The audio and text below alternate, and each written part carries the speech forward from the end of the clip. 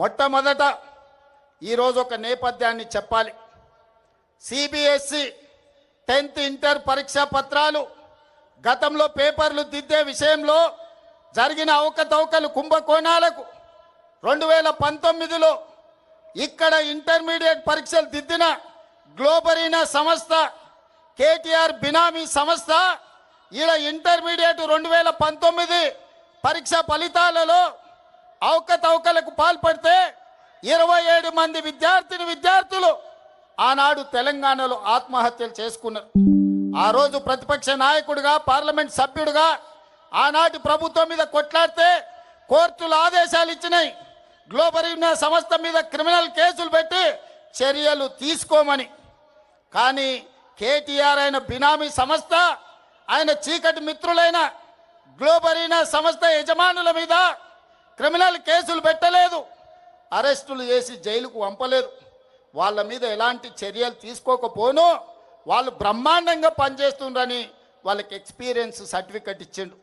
ఈ సర్టిఫికెట్ను తీసుకొని 2023 డిసెంబర్ 7 నాడు మన ప్రభుత్వం వచ్చిన తర్వాత ఇక తెలంగాణలో పప్పులు ఉడకవు, నూకలు చెల్లవని గ్లోబరీనా సంస్థ పేరు మార్చుకొని కోఎంట్ పేరు మీద సిబిఎస్ఈ పరీక్షల ఫలితాలను డిజిటలైజ్ చేస్తామని, ఆ పరీక్షా ప్రశ్న పత్రాలను దిద్దుతామని ధర్మేంద్ర ప్రధాన్తో కేంద్ర ప్రభుత్వంతో ఒప్పందం చేసుకున్నారు.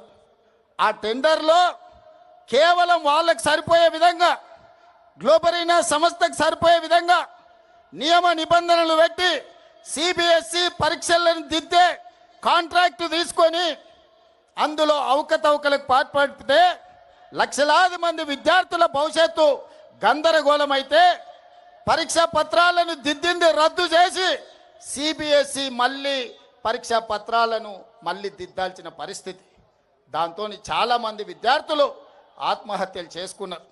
ఆనాడు బీఆర్ఎస్ ప్రభుత్వంలో ఇంటర్మీడియట్ విద్యార్థుల జీవితాలతో చెలగాటమాడిన గ్లోబరీనా సంస్థ మీద క్రిమినల్ కేసులు పెట్టి అరెస్టులు చేసి జైలుకు పంపకపోవడం వల్ల కేటీఆర్ బినామీ సంస్థ అయిన గ్లోబరీనా కేంద్ర ప్రభుత్వంలో సిబిఎస్ఈ ప్రశ్న పత్రాలను, పరీక్షలను తమ అవినీతికి వాడుకున్నారు.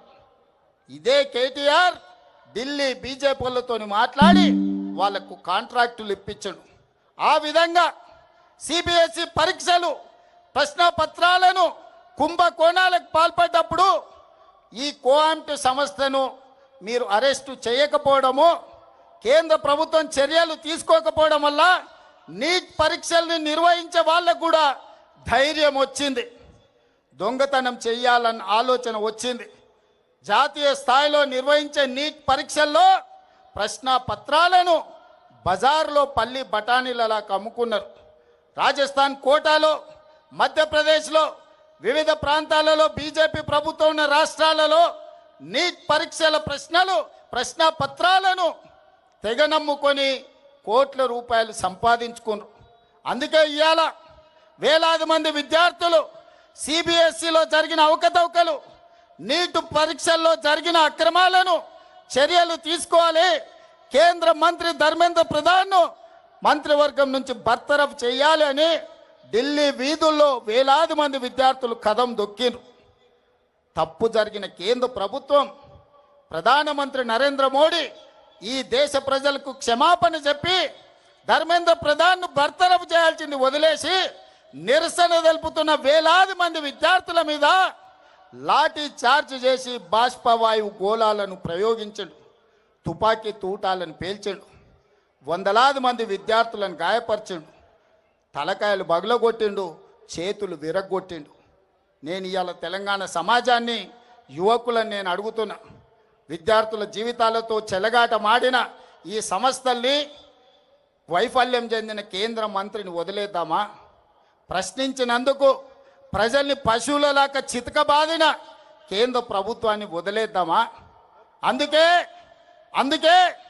అందుకే మన నాయకుడు రాహుల్ గాంధీ గారు ఇలా వదిలేస్తే కుదరదు, ఈ దేశంలో అక్రమార్కులు పెరిగిపోతున్నారు, కేంద్ర ప్రభుత్వం అండతోటి లక్షలాది మంది విద్యార్థుల జీవితాలతో చెలగాటమాడుతున్నారు, నీ సంగతి తేలుస్తాని మల్లికార్జున్ ఖర్గే ఇంటి నుంచి నరేంద్ర మోడీ ఇంటి ముట్టడికి బయలుదేరిండ్రు కాంగ్రెస్ పార్లమెంట్ సభ్యులు.